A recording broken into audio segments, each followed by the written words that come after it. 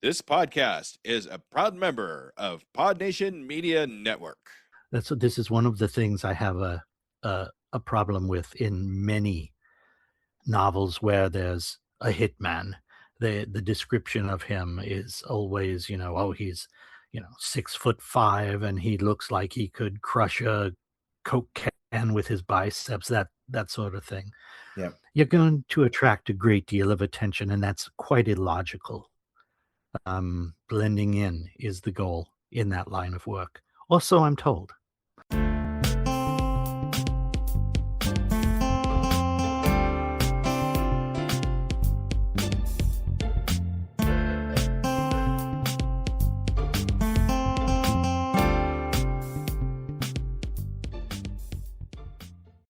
Hello and welcome to Pods Like Us. I'm Martin Quibell, known to my friends as Marv, and this time I am speaking with the author Dr. Richard Marcs, and it's not that Richard Marx the singer, it is the great author Richard Marcs, Marcs, the author of I'm calling it an audio book or an audio novel, A Murder Most Foul. Would you say that as well, Richard? An audio book? Well, it started off as a straight novel. I wrote it in July of 2024. I should say the bones of it in July of 2024. Yep. And got a phone call from a dear friend of mine. He's a movie producer. He's quite well known. I won't mention his name, especially since the movie that we're talking about has not yet been released. Anyway, he asked me when I would next be in Los Angeles, which was in December of last year, almost exactly a year ago. And he showed me a rough cut of the film that he was working on. I was familiar with the book on which it was based, and I never like to give too much too much negativity on someone else's book. I figure if you do, instant karma is definitely going to get you. Yes. And so I avoid being too dismissive, but just since there's some anonymity here, it's a dreadful book. Okay. For a number of reasons, which we could go into if you wish. But in any case, I watched his film, no color correction, no soundtrack, a number of very unfinished. Mm-hmm. And I gave him my honest opinion. We're old friends, so he didn't try to thrash me, but it was quite dreadful. And then we got into a conversation about as someone who's autistic or has autistic goals. I won't call myself an artist. He certainly is. He's quite talented. But he asked, do we ever actually consider a work that we have done as complete? And he also asked me, how do I get feedback from my audience for my books? And I talked to him. There's something called beta readers, which are people who read unpublished manuscripts for a living, and then will give you a very honest opinion. But you're talking about a very small handful of people. Yeah. And so out of that came the concept for the podcast, in which I read a chapter of the novel each week and post it each week, much like a serialization, the old movies or old radio shows. It struck me as being something quite different. And so it is a audio book per se, but just reading it, I thought, was not sufficient. So I did try to interject a little bit of the very neophyte acting skills that I have. Doing some voices here and there. It's quite difficult because there is a great deal of dialogue in my manuscript. I should stop referring to it as a manuscript. It has actually been published. Um, but I wanted to convey a number of things. So I do a little bit of, I don't know, voices, acting, so on and so forth. So I guess an audio drama might be a better way of putting it, and it's in the form of a podcast. Very close to being finished, by the way. Right. Okay. I look forward to finding out what happens at the end, and we've spoken about that before it started, before we I started I recording. I guarantee you will be shocked. I'm sure there will be a really nice twist in there, and I always like a story with a good twist in there. So, what was the original inspiration for this mystery thriller that you've written? Strangely enough, the inspiration was the film The Sixth Sense. Yes. I wanted to write a novel that when the reader got to the end of it, they would say, "Oh goodness, I have to go back to the beginning and read it again to see if everything made sense, to see if all the clues that I now know the end of." It's quite like doing a one of those word things where you go through the maze with your pencil. It's always much easier if you start at the end. But as I say, it's always best to start at the beginning, usually. And so my goal was that when the reader finished the book, they would go back and read it again. Well, it is. It's definitely good if you're looking at it also from the perspective of other ways of it being put across in any other media. Sort of like if you put it across as a film, for instance, there's a lot of instances where you will watch a film and then something will happen at the end of the film which will immediately make you, it'll give it rewatchability. So in this case, it's re-listenability, or in a book manner, it would be, oh, I want to read through that again. And you find that with some of the best writing where these things do crop up, and it makes you then, when you come back to it, reassess what you've partaken of or been a part of in that media, in the book, in the film, or in whatever media it is. Certainly.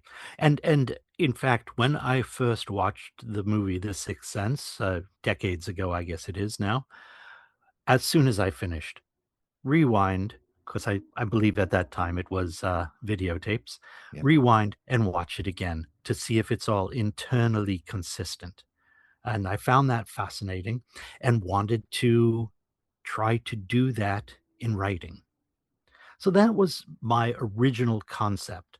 The story I had kind of loosely based on a fictionalized version of real events, hung that skeleton, and then added meat to the bones, which is, with the use of the internet, that is such an easy thing to do.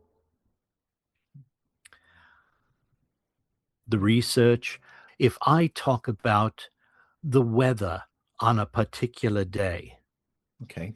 in the first chapter, in fact, when he receives the $2 million for the contract, Yeah. and he says, "It's cold and raining outside. How am I going to get this 50-pound bag of $100 bills," which is about what $2 million in $100 bills would weigh? "How am I going to get this home?" Well, the day that I'm referring to was freezing cold rain, Okay. where that scene takes place.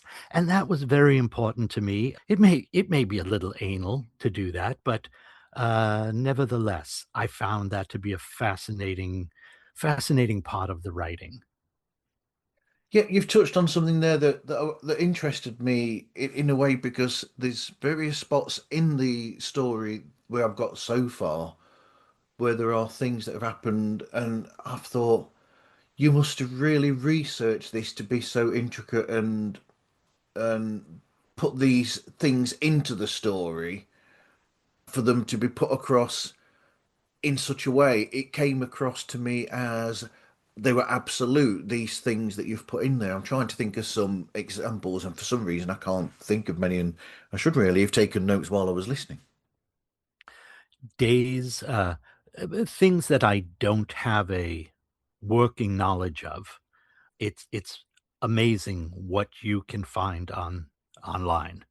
The specifics of weaponry, for Yeah, example, that I talk about in the book. The specifics of events as minor as what they're watching on television. yes, If they watched that show, it was on that date. That was very important to me, that those minor details. And I must be honest, it amazed me, the serendipity of so many of the events that actually did take place at yeah. the time I'm writing about. I can't give you any specific examples because that would be that would be telling. Yes, that would But give away a few things. yes, but it amazed me, and I think it helped the journey of the book. A book is a lot like a river. It takes its twists and turns, but it's going to wind up in a spot. And the twists and turns are the interesting part. Sometimes the ending is not as interesting as the journey. We've all heard that saying. Because I do know that at one point, and this isn't really giving anything away, I don't think, which is where it's mentioned when the main character, um, the the hitman, as it's called in the subtitle, um, when he is younger, it's mentioned about something that happens elsewhere, but at the same around the same time as a very famous assassination that everybody knows and theorizes about. And it's things like that that are synchronous or a sort of synchronicity, but have nothing. Obviously, they're not planned that way to happen at the same time, but things, it's strange how these things have that sort of synchronicity to them. True, true. And I wouldn't be doing my job as an author if that didn't come back in a very interesting way, Marv. So Okay, you will undoubtedly be aware of that. The other fascinating thing, and I'm droning on, I'm probably jumping on your questions, but that's fine. doing the podcast gives me the opportunity to listen to what I have written. And I'm very fond of writing dialogue. In fact, Yeah. there is a scene very close to the end of the book, a lengthy bit of dialogue that I would say was the most fun writing.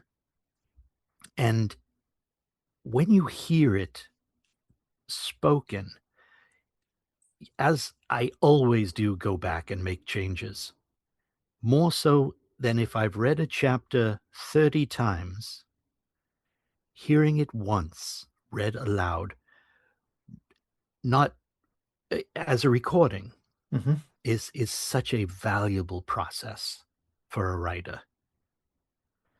So what you're hearing was probably recorded, I'm going to say 4, 5, maybe 6 months ago.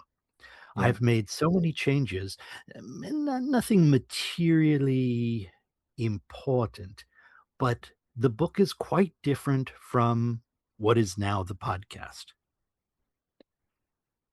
Now that brings an interesting tangent. So, do you think that in a way doing the podcast has taught you something with that? And will you now, in your own career as a writer, will you take that forward with you as possibly an almost self-editing tool per se. Absolutely. Absolutely. Hearing it auditorily it's like seeing it. If someone said, well, I'm going to film a movie and you're going to watch that, Yep. and you'll see it, and I'll think to myself, wait a minute, that scene doesn't make any sense. She would never do that. He would never do that. Mhm. And so it is very valuable. And in the future, I don't know that I would do another podcast, Yep. but one never knows. But I certainly would record everything and listen to it. Yeah, throw it onto my phone and listen to it while I'm walking, and then I'm able to text myself notes. Oh no, he wouldn't say that. He's going to phrase it this way, so on and so forth.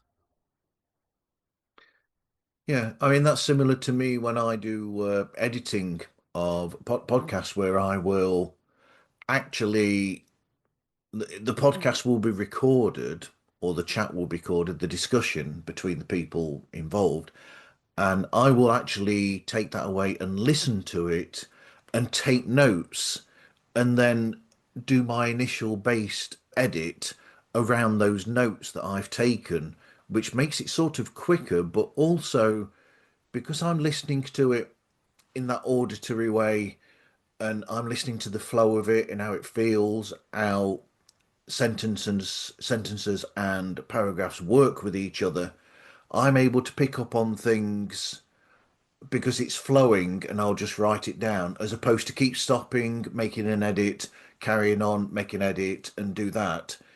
If I feel that if I listen to it in that flow, it's more natural and conversational to be able to edit in that way. Agreed. It's a new tool that I think opens up. Let's put it this way. You've read books where there are bits of dialogue and you read them and you think, no one would ever say that. Yeah. This way, I get to hear it said, and I can say to myself, yes, that's quite nice, or that has to be changed. That's not a logical conversation. The other thing I do love about it is we all have said, oh, we've had a conversation and we'll probably do that when we're done here. And I'll say, oh, I should have said this to Marv. Yeah. And when you're writing it and listening to it in that way, I always can. I can go back and say, oh, he should have said whatever witty phrase he would have had, that I wouldn't have thought of at the time.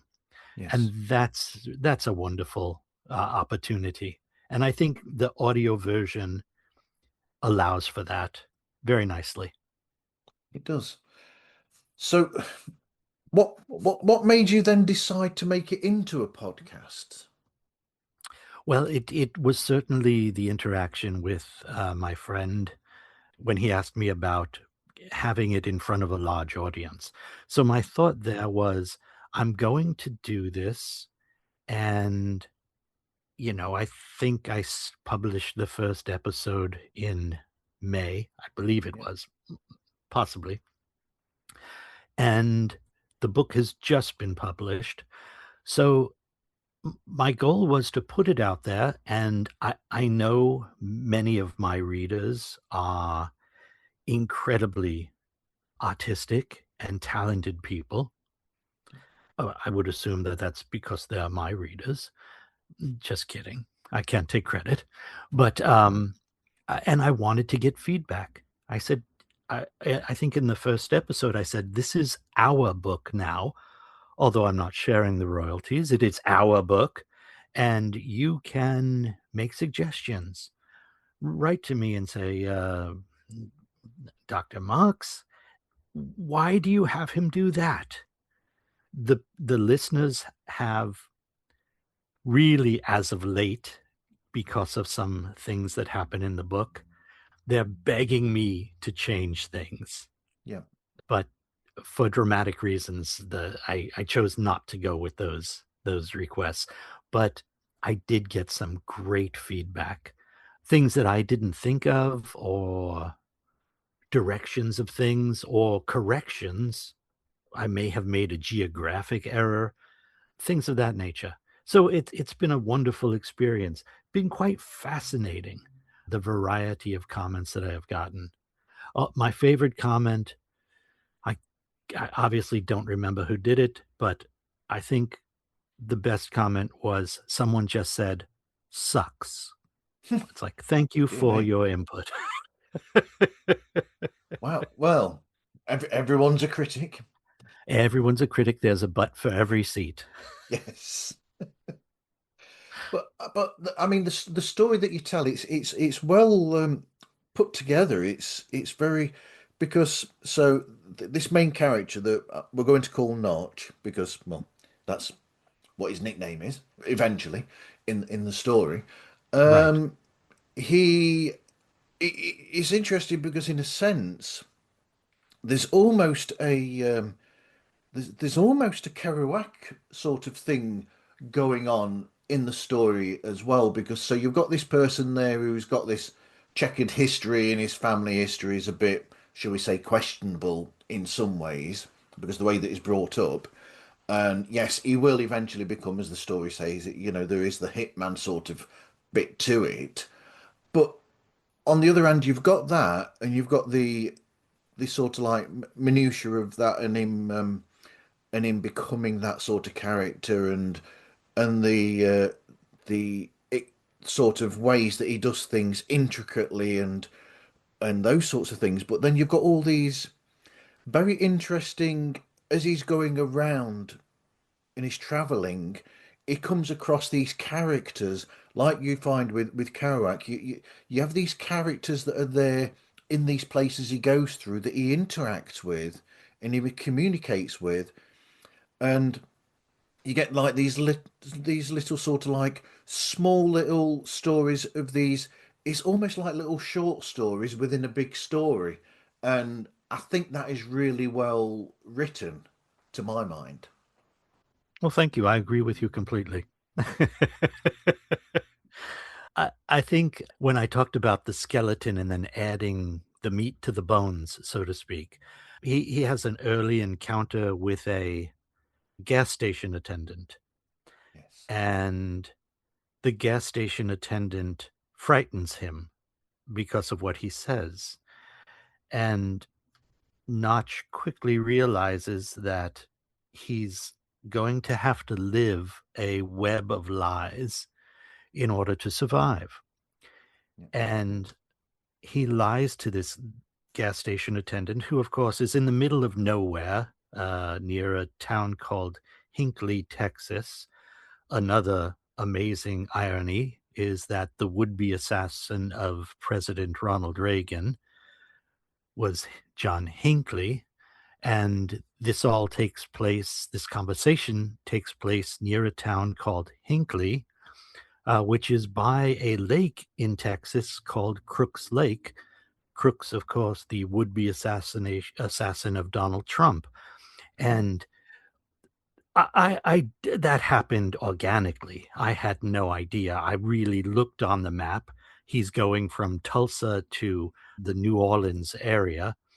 And I looked on the map, and if you were walking, that's about where you would be in that amount of time.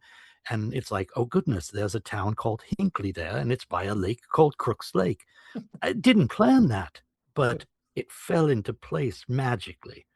But yes, and this gas station attendant, he lies to him and he says, I give away a little bit.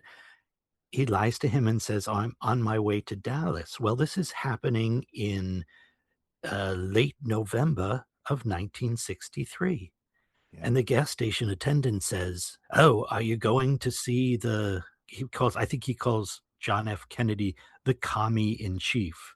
Yes. And Notch says, "President Kennedy? I didn't even know he was going to be there." And the gas station attendant says words to the effect of, "Well, I hope they give him a Texas welcome." And Notch said, "Several days later, I learned what a Texas welcome is." Yes. Uh, that fell into place. I didn't intend that, but I certainly was more than willing to pick the low-hanging fruit. But then, I mean, writing anything really is, it starts with those happy accidents anyway, because even the initial spark of an idea for a story is just a happy accident where you'll just happen across this idea and think, yep, that's what I'm going to write about. So you need that to be able to get the creativity from in the first place. I use in my foreword to the book, I use a quote from Kurt Vonnegut. Billy Pilgrim has become unstuck in time from Slaughterhouse-Five. Yes. And with you saying that, I could have probably also used "We are the victims of a series of accidents" from oh goodness gracious, from Vonnegut's first novel. So that, I think that kind of comes through in the book too. The flow. This character basically bounces around from one thing to another quite accidentally. Yeah. And perhaps that's my cosmology of life, is that we are always bouncing around from one accident to the other and trying to make the best of it. So, we've decided that, yeah, you're right. There is more of a dramatic style to it as opposed to a classic or a classic book style, audio book style, which is just somebody that would read it like a famous actor will just read it and probably read it in the same voice all the way through, as if somebody's telling a story to the child or something. Or you'd never tell this story to children, probably. Probably not. Probably I warn. not. I warn at the beginning. This is the story of a hitman, someone who kills people for a living, and it is dripping with, no pun intended, it is dripping with sex and violence. It is not a story for the squeamish. No, and some of the things that Notch thinks to himself in there as well are, well, he's very open about a lot of things. We'll just put it that way. I like. I'll just touch on the classic of the artwork of the actual podcast itself. I like that because it's almost classic. It's almost modernist noir, if that makes sense. The actual picture that you've got there of the hitman, and then I'm guessing that's Gabrielle with him, the character Gabrielle, that lady there, and it's got sort of like that almost Philip Marlowe, but in a updated fashion sort of look to it. Yes, and I did want to have the characters, and of course they also appear on the cover of the book, perhaps slightly updated, so to speak. But my original concept, was the dichotomy of the two characters, their differences, even though they kind of begin the book together, so to speak, as teenagers. Um, so yeah, and it is a bit of a throwback to 50s crime novels, Truman Capote, with a couple of characters sort of in darkness.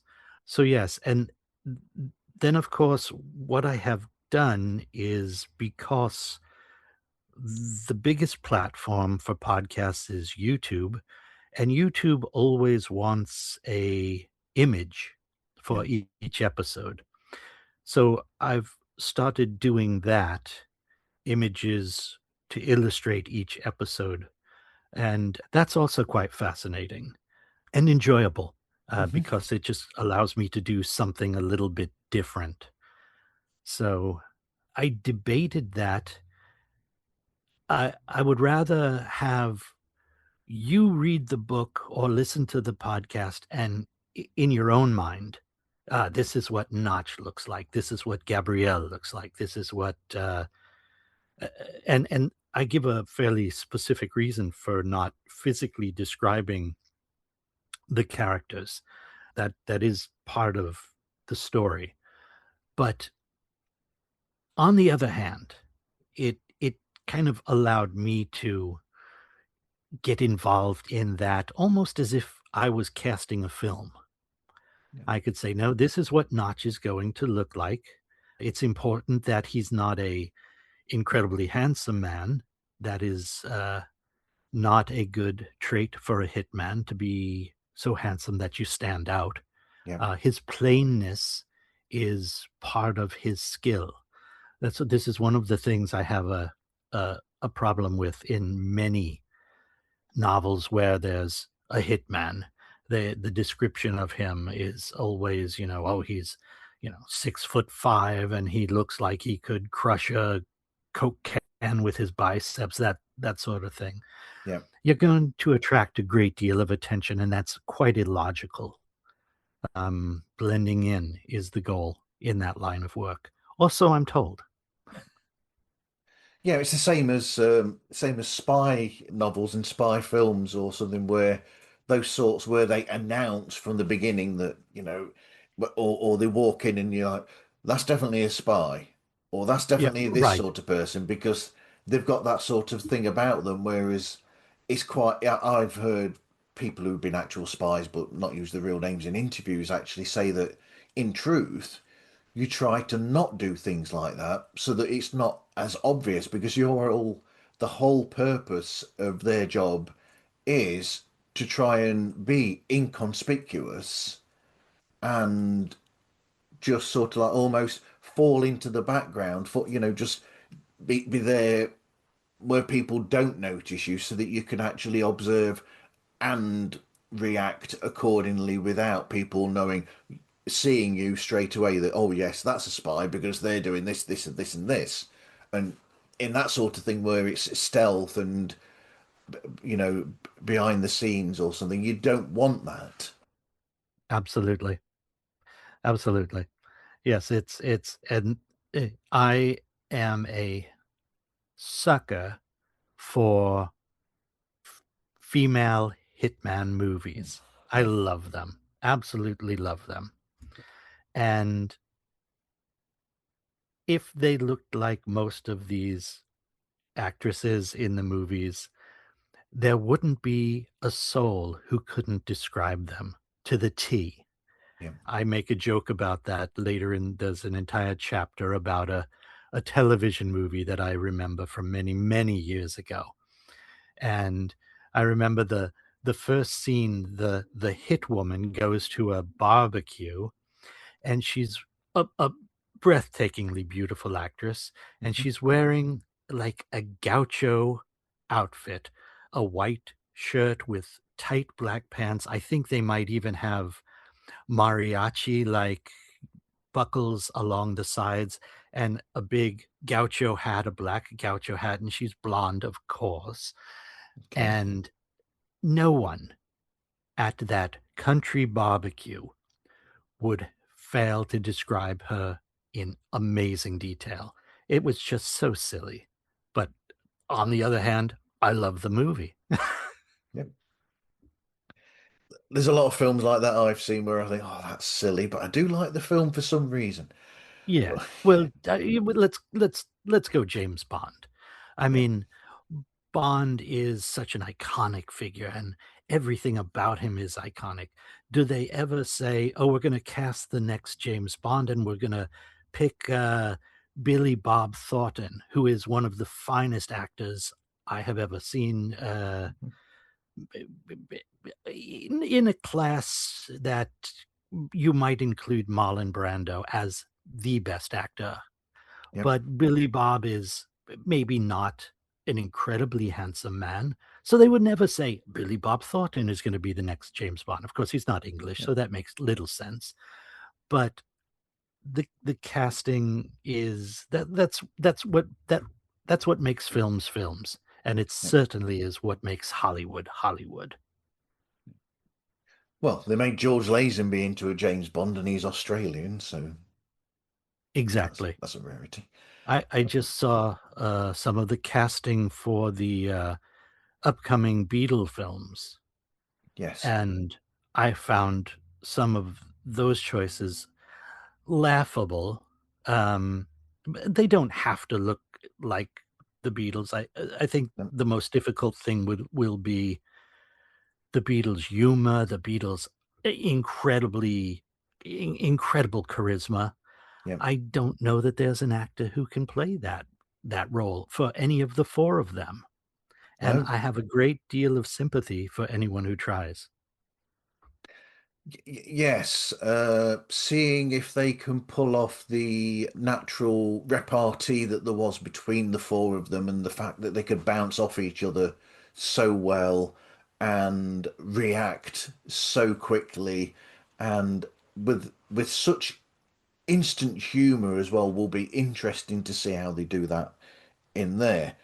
Now, that's an interesting segue then to this that I've noticed a lot about this, which is I keep noticing, I think, little bits of like Bob Dylan Easter eggs in your writing so far. I mean, the title in itself is a big Bob Dylan Easter egg to me personally. And I hope that I'm picking up on this correctly.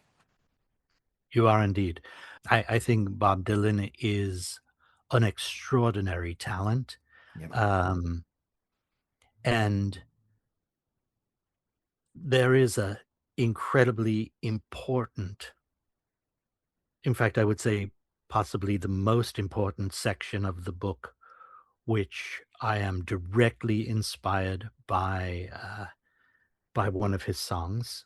But yes, "A Murder Most Foul" was a song from several years ago that Dylan did. He, of course, took the title from a line in Shakespeare, from Hamlet, Yeah. and I just thought it was so evocative of the story I'm trying to tell, and, there are there there are Easter eggs everywhere. But when we get to the Tangled Up in Blue chapter, it's a full-scale omelet of Bob Dylan. I think I say in the either in the foreword or in the afterword, I've been waiting to use the imagery of that song since 1974, Yeah. and I also have a complaint that no one has made a film out of Lily Rosemary and the Jack of Hearts. It's a song that is a film, Yes. and that's the film I would produce if I had my druthers. If I were to win the lottery, or the Irish sweepstakes, that Yeah. would certainly be the first film I would make. Yeah. I mean, there's a lot of Dylan writing that is like that. I mean, even if you go into the what is seen as his lesser era that a lot of people will say, but I don't necessarily agree with that. But the 80s is the what is it from the Traveling Wilburys first album that came out, the Tweeter and the Monkey Man. That is a story in and of itself as well that could quite easily be Yes, a film of its own. yes. I do when I listen to Dylan, which is frequently, I Yeah. do get visuals, and I don't it baffles me that it has not been taken up by the film industry. Perhaps he doesn't care for that, so I don't know, but in any case. Or even a musical where you could, where you see some of these musicals where they'll pick up on they'll go, right, okay, so they'll do like sequences that are based on a single song, like I think they're doing it now with Bruce Springsteen on stage with a musical there, where each sequence is about a different one of his songs, and they make a little short story or vignette about each of those songs.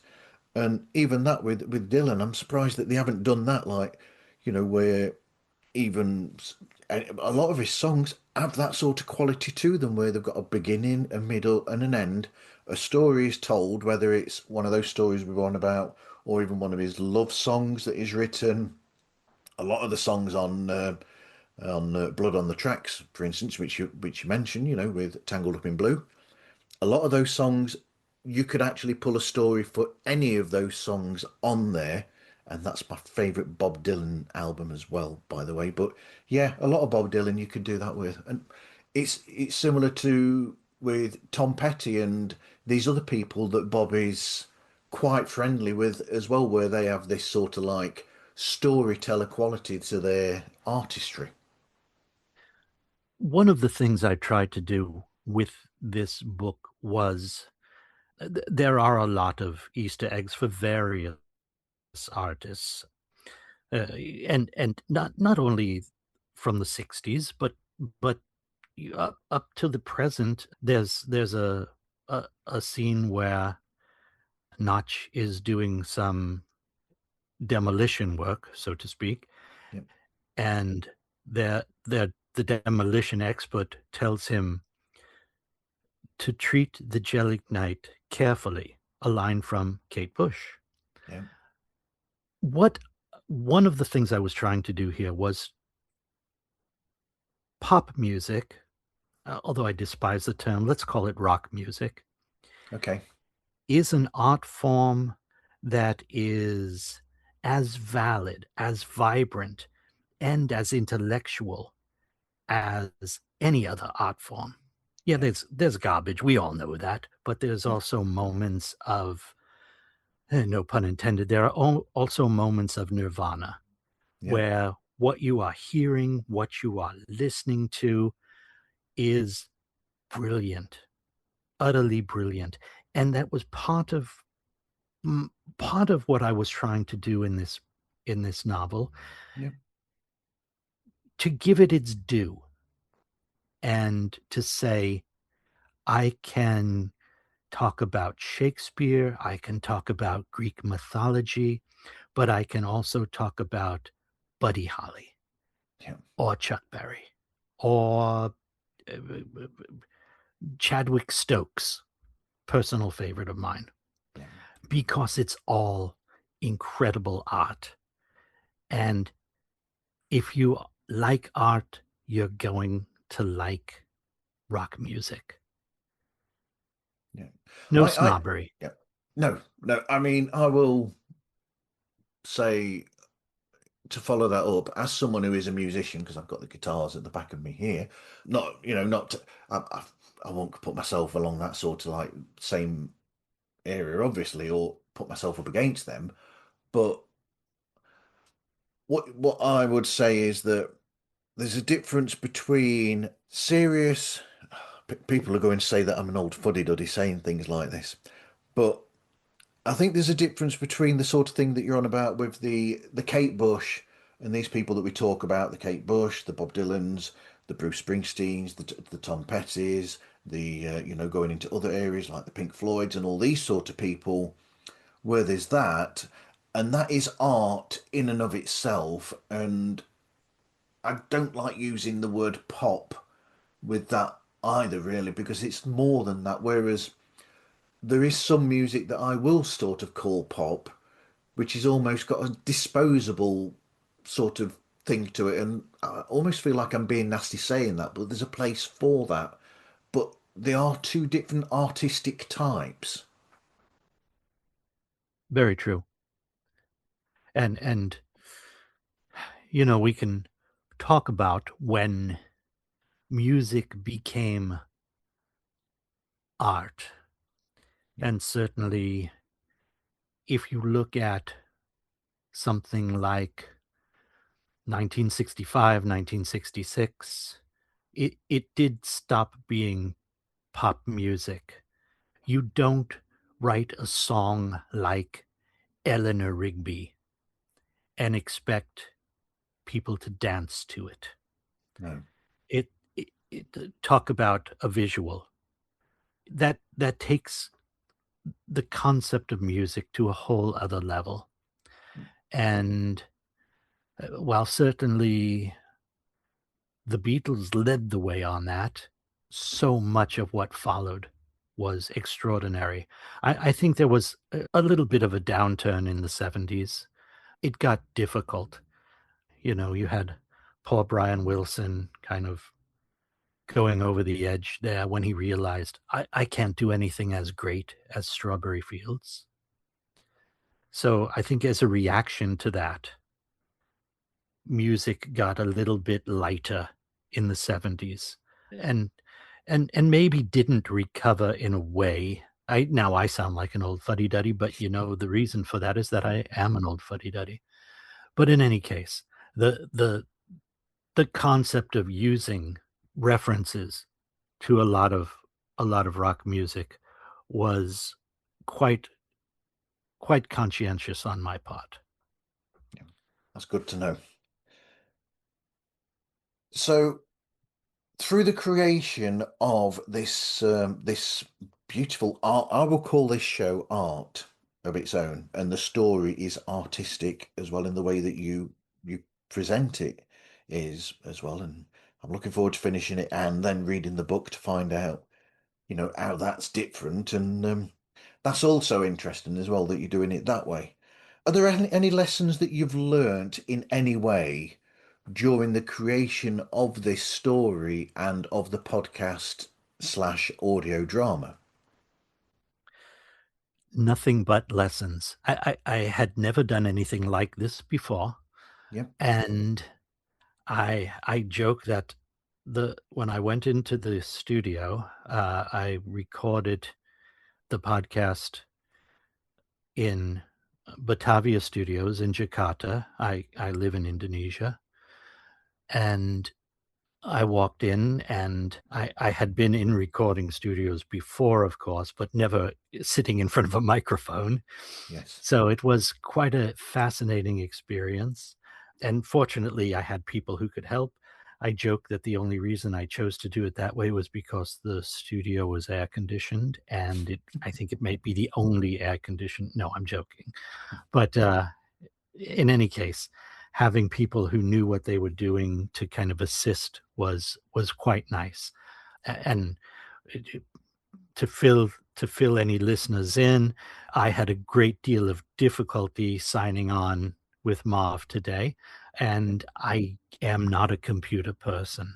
This is actually the first thing I've written that I use the computer. Typically, my manuscripts are written in longhand.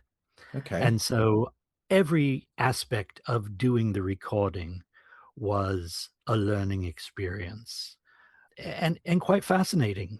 I don't know that I would do it again. I would record again so I could listen to it, but as a public thing, I don't know. And uh, doing the voices and whatnot, I absolutely would not do that again. Don't know. I mean, this you sort of hinted at it at the beginning, and I've just thought about this now, which is one of the things that I really like about it is they're not really cliffhangers at the end of each episode, but it does have that, like you said, it has that serialization sort of feel to it where you get to the end of that chapter and then it's almost like those shows where they would do them before both of our time, where they had the matinees on the cinemas apparently, where you would have like the Flash Gordons and the all these shows and the Buck Rogers shows with Buster Crabbe and that back in the day, and you would have the to be continued and have to come back the following Saturday to the cinema, the Saturday morning, to go and watch those. And it's got that sort of quality to it where there is that almost, and the modern era where everything is available and you can, as the word is, binge things now, almost loses that part of the anticipatory fun and enjoyment of, and then there's that adrenaline when the next episode, the next chapter comes, and it's like a release of like, and there's that excitement there for what's coming up next that you have brought into this medium. We have become a society that thrives on immediate gratification. Yeah. And I I think that's a sad thing. Now, on the other hand, there are things that I would binge. I don't want to wait and see what happens the next episode. I want to see what happens now. Okay. But holding back, and as I wrote the book, I tried to do that with the end of chapters. Not always possible, but happens what happens very early on in the book is Notch's best friend, his he calls him his secretary, the one who arranges his hits. Yeah. He meets with him, he gets the contract, and at the end of that chapter, he says, "I never saw him again." Mm. And I find that to be an interesting way to end a chapter, because I give as a reader, and I can only look at it that way, Yeah. it says to me, why? What happens next? Why does he not see his best friend ever again? I mean, I'm in the second chapter. Yeah. So I like that aspect of it. And that was important to me in writing it. It works, I think, better in the podcast because there's a week between each episode, whereas in the book you turn the page and you're on to another issue. Yeah. Yeah. That's the best thing when you're with a book. You know that a book is working when you can't put the book down and you just keep going and going and going until you're too tired almost to carry on. You've been reading it for that long. And that is the sign of a good read or good write. I think so. I think uh, I think it's also what makes books an extraordinary form of entertainment. Yeah. You Everything happens. I remember someone saying, imagine, I think it was Ray Bradbury. It was Ray Bradbury who described the perfect form of entertainment that we would have in the future. And he said, imagine a form of entertainment where the images occur in your head Yeah. and you can go back and forward at will. And it turns out you're thinking he's describing some neural implant, and what he's actually describing is a book. Yeah. The image is in your head. You're the one who creates. If I want to think Notch has a beard, well, no, maybe not a beard. I address that issue. Yeah. If I want to think he has black hair, I can say he has black hair. If I'm Yeah. reading it and I want to think he's bald, I can do that as well. Whereas I think a book requires more creativity Yeah. from the user, let's use the modern term, the user, than any other form of entertainment. Yeah. I mean, to pull the curtain away, so I'm using video now. I'm recording video for a video aspect to this, but my own personal preference with podcast is as an auditory medium, because personally, with the style that you do, for instance, of audio drama, I think that there's a certain aspect to that that is beautiful, that allows the listener to actually become part of the actual story itself, because all you do is, as the listener, is you are listening to what's going on, and then in your head you are imagining and filling that out with the images yourself. They're not being given to you. And there's something nice about that, and also nice about a format that doesn't mollycoddle the actual participant either, like some films do, where they will tell you everything and make sure that everything is nice, neat, you know exactly how it is, it's wrapped up in a bow.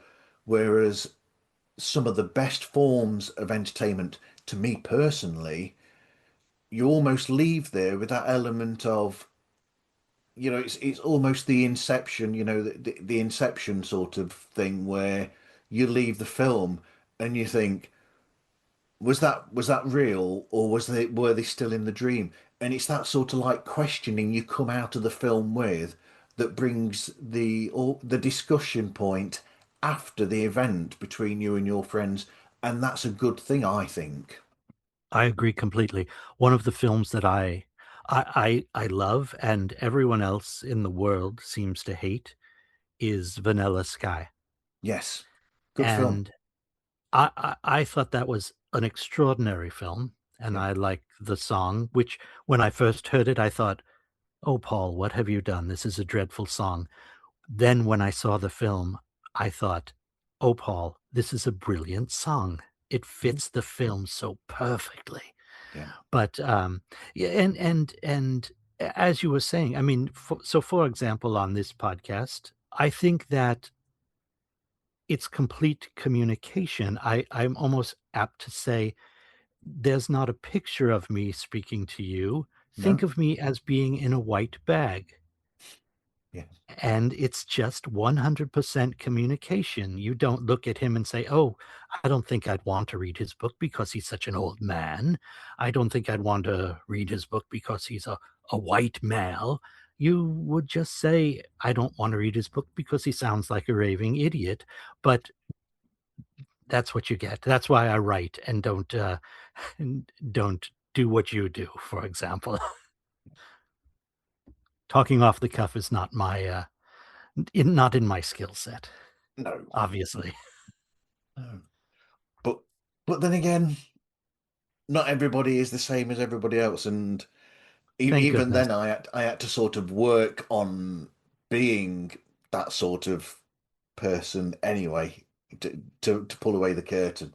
So this didn't come naturally to me either. Doing this, especially the video option, that scared me when I started doing that side of it.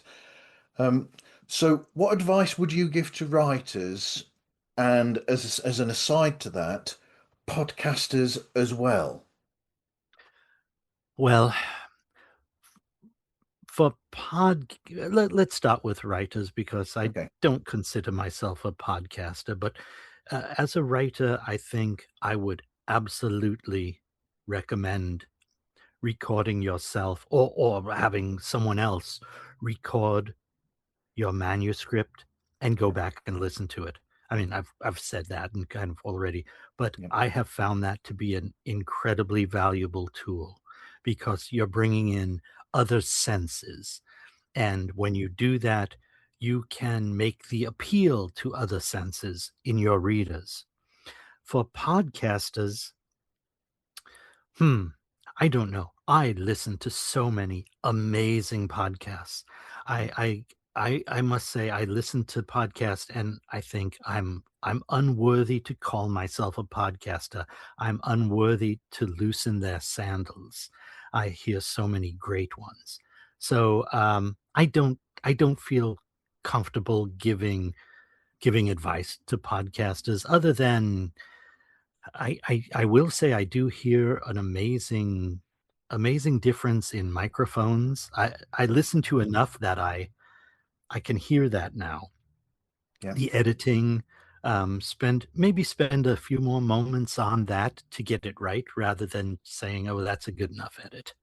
I'm very glad that I recorded everything.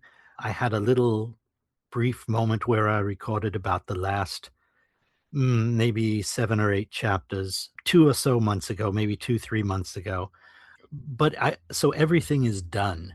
So on Saturday, or Sunday, depending on when I get to it, the times and whatnot, I know I don't really have to do anything. Although now I have had them edit in a commercial, so to speak, for the book, at the beginning of the more recent chapters. Yeah. But that was fun to do actually. So it's a developing thing whether I will do it again. I have had a lot of people say to me, "Oh my gosh, you should narrate books on tape." And I despise the sound of my own voice, although I didn't do anything to alter it other than naturally trying to do characters. But when someone says that to me, it makes me feel all warm inside, but I disagree. I mean, it does make me think of, it's going to embarrass you now, probably. But it does make me think of, being told stories or being read stories by someone, almost. There is something nice and comforting about a story being read to you in some ways, but also the fact that you get into character with it as well. It- and I what I tried to do, and I'm sure no one will notice this, but I tried to change Notch's voice Yeah, as he gets older. So he might say, I was born, well, I don't really know when I was born because I'm an orphan. And then later in the book, it's, I feel like I have become death. yeah. It's become more Uh, weathered. more weathered, and there's some anger in Yeah, everything he says after, especially after a certain part of the book where I just consider that he has lost lost a great deal of his humanity. yeah. So you spoke about podcasts that you do a lot of listening to podcasts. So what podcasts do you particularly like to listen to? I listen to a lot of podcasts on Yeah, film reviews, typically typically ones that have a level of wit, which I greatly enjoy. I listen to a number of podcasts about the Beatles. yeah, I listen to Buskin' with the Beatles, I Am the Pod Man, Something About the Beatles, and sadly, the two best that have now gone their way. I Am the Egg Pod yeah, was I think a brilliant podcast. I miss it a yeah. great deal. And what was the other one called? Nothing is real. Nothing is real. Yeah, Ah, brilliant. The two podcasts that make me weep because they are so brilliant. One is called The History of Rock in 500 Songs by Andrew yes, Hickey. yeah, That is fabulous. The research, the depth. He can talk for, when you put the episodes together, 6 hours about something that interests me very little. And yet I find I learn so much about so many other things. yeah, And then if if I was stuck on a desert island, well, let's say a tropical island, because no yeah, one wants to be stuck on a desert island. yeah. So if I was stuck on a tropical island with an unlimited supply of adult beverages and perhaps the contestants of the Miss Universe contest, so loneliness isn't an issue, I would listen to The Rest is History. Yes, It, it is utter brilliance. I tell people scroll through there. I think they have 800 episodes or some such thing. yeah, Scroll through, find a topic that you have absolutely no interest in, and listen to that podcast, and you will be amazed and entertained. It's fantastic. Those are the ones that on lengthy walks when the humidity is not like it is today. We're at 97% humidity in Bali. wow. Um, but when the humidity is a little more comfortable, and I go on my walks, those are the ones that I do listen to. Yeah, I liked what you said there about the rest is history, which is yeah, actually, I think that's a good thing with a lot of podcasts where if you find that you go to an episode that you initially didn't think you'd have any interest in at all, but then at the end of it, it changed you in a way and made you rethink that, then I think that is a podcast that's worked well. But also, I think it's more of a positive thing for the listener then to listen for want of a better way to think to say it, really. Absolutely. I you do reach there's the saying, one can't teach a old dog a new trick, but I feel like, and as it's, I think it will be quite clear from reading the book or listening to the podcast that I am a bit of a history buff, Yeah. and yet anytime I listen to that, I learn 20 new things about whatever subject they're speaking on, and it's breathtakingly brilliant. Absolutely. So how can people get in touch with you and find the show or the book as well, actually, now, if they want to? So on my Amazon page, there's links to the books, and I believe it also links to the podcast on my author page. Yep. And that's the easiest way. If you put in A Murder Most Foul, The Life of a Hitman, it's bound to come up, and listening to it on whatever platform is the one that's most convenient.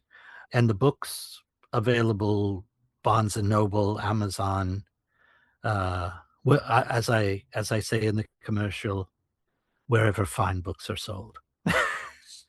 And the picture that you are looking for is that. That is the cover of the book, That is the yes. cover of the book, So right? that's the upgraded Gabriella and the upgraded notch from the podcast icon. It is. There you go, you see. Live reaction there straight away. Thank you for speaking with me today, Richard. This has been fun, and I'm going to really enjoy listening and finishing the show off. Although, sometimes when I really enjoy a show, I sometimes think I want to listen to that again.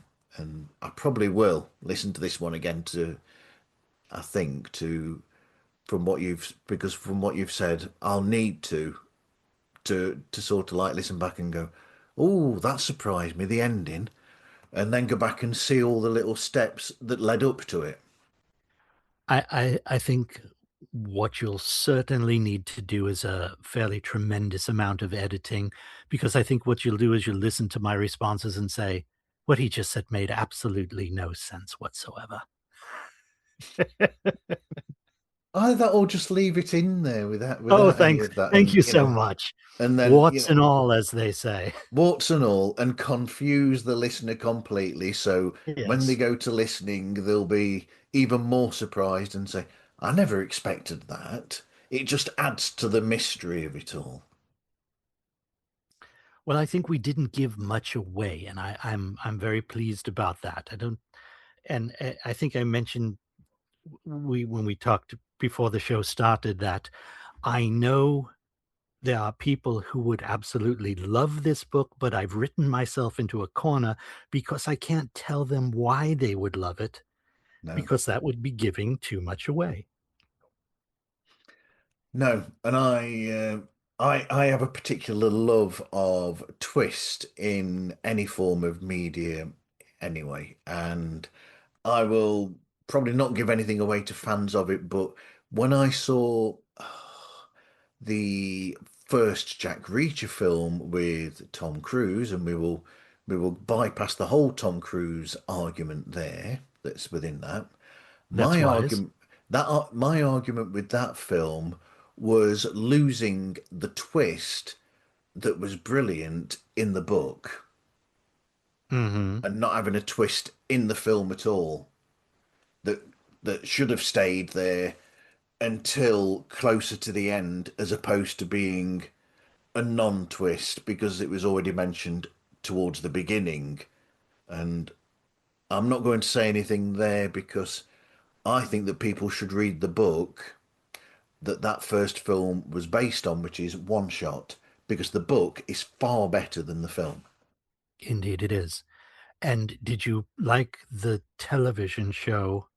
Well, that's a foolish question. Of course, the television show was far better than the movies with Tom Cruise.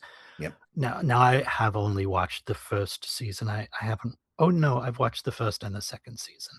but you may have noticed a nod to the Reaches series where the woman refers to him as Mr. Notch, and he Yes. says, "It's just Notch, not Mr." And I Yes. did that as Yeah. a little bit of a salute to the Reaches series. Yeah, it's just Jack. Okay, thank you. Anyway, thank you for speaking with me today, Richard. Like I said, It's this been has a been fun. pleasure. It's been a real pleasure. You can find Pods Like Us on any streaming platform, and the easiest way to contact me is through the website themarvzone.org, which has all of the links to the socials and you can contact through email through that as well, and there's the Patreon link there as well. But until next time, thank you everyone for listening, and hope you listen again to another episode of Pods Like Us.